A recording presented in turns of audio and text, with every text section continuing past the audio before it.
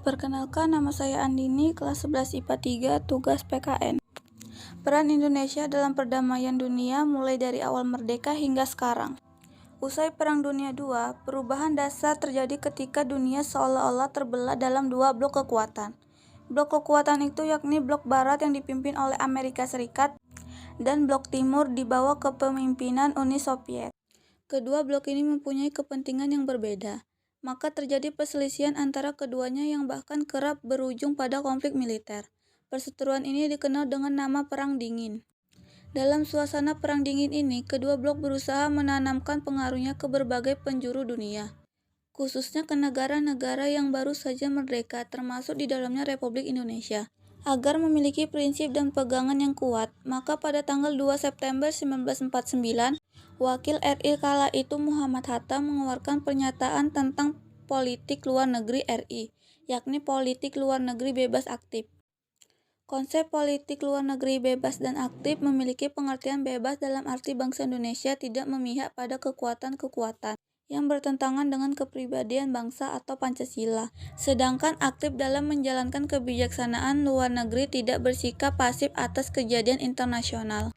Sejalan dengan konsep politik luar negeri bebas aktif dalam rangka mewujudkan tujuan nasional seperti tercantum dalam pembukaan UUD 1945 alinea keempat, yaitu ikut melaksanakan ketertiban dunia yang berdasarkan kemerdekaan, perdamaian abadi, dan keadilan sosial, maka bangsa Indonesia mengambil peran dalam perdamaian dunia. Peran Indonesia dalam perdamaian dunia dilakukan dalam beberapa cara. 1. Mengirim kontingen Garuda Indonesia. Mengirim kontingen Garuda merupakan peran Indonesia dalam PBB untuk ikut serta menciptakan perdamaian dunia.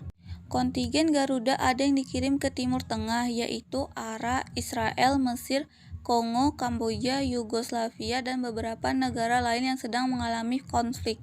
2. Peran Indonesia dalam perdamaian dunia lainnya yakni bersama negara Mesir, India, Yugoslavia, dan Ghana, menjadi pelopor berdirinya Gerakan Non-Blok atau GNB.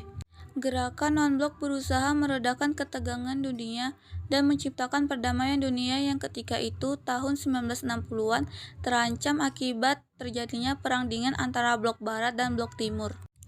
3. Ikut secara aktif membantu menyelesaikan konflik di Kamboja dengan mensponsori penyelenggaraan Jakarta Informal Meeting atau JIM 1 bulan Juli 1988. Kegiatan tersebut berhasil menemukan masalah yang penting dalam menyelesaikan konflik di Kamboja dan upaya mencegah kembalinya rezim Pol Pot yang banyak melakukan pembantaian rakyat Kamboja. 4. Penengah konflik. Kala itu Indonesia mengundang 4 fraksi Kamboja yang bertikai untuk melakukan pertemuan di Jakarta. Mereka membahas perdamaian pemulihan hubungan. Setelah itu pertemuan berlanjut ke konferensi Paris untuk Kamboja yang diikuti oleh 19 negara. Menariknya Indonesia dan Perancis menjadi pemimpin konferensi tersebut. Dari pertemuan itulah dihasilkan keputusan pembentukan Dewan Nasional Kamboja demi mengakhiri konflik. Bentuk peran Indonesia dalam hubungan internasional sebagai berikut. A. Mengirimkan duta besar ke beberapa negara atau menerima duta besar negara lain yang menjalin kerjasama dengan Indonesia. B. Mendukung gerakan zona bebas nuklir di kawasan negara-negara anggota ASEAN. C. Mendukung terselenggaranya ASEAN Free Trade Area atau AFTA di kawasan negara anggota ASEAN. D. Dalam bentuk hubungan internasional yakni turut berpartisipasi dalam kegiatan pertukaran pelajar dan mahasiswa keluar Indonesia. Contoh kerjasama Indonesia dalam perdamaian dunia. 1. Perserikatan Bangsa-Bangsa atau PBB. 2. Konferensi Asia Afrika atau KAA. 3. Gerakan Non-Blok atau GNB. Peran Indonesia dalam PBB.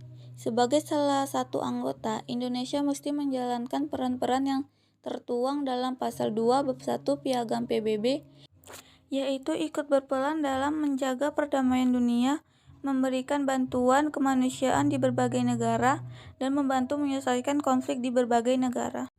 Peran Indonesia dalam KAA. Pertama, Indonesia sebagai tuan rumah diselenggarakannya Konferensi Asia Afrika pada 18-24 April 1955. Kedua, Indonesia merupakan salah satu penggagas dilaksanakannya Konferensi Asia Afrika bersama 4 negara lainnya. Ketiga, sebagai tuan rumah, Indonesia juga otomatis menjadi panitia pelaksanaan Konferensi Asia Afrika. Peran Indonesia dalam GNB. Selain telah menjadi negara penyelenggaraan KAA yang menjadi tonggak lahirnya GNB, Indonesia memiliki beberapa peran lain dalam ikut serta melancarkan GNB, yakni menjadi penyelenggaraan KTT, Gerakan Non-Blok Act yang dilaksanakan pada 1-6 September tahun 1992 di Jakarta. Thank you for watching.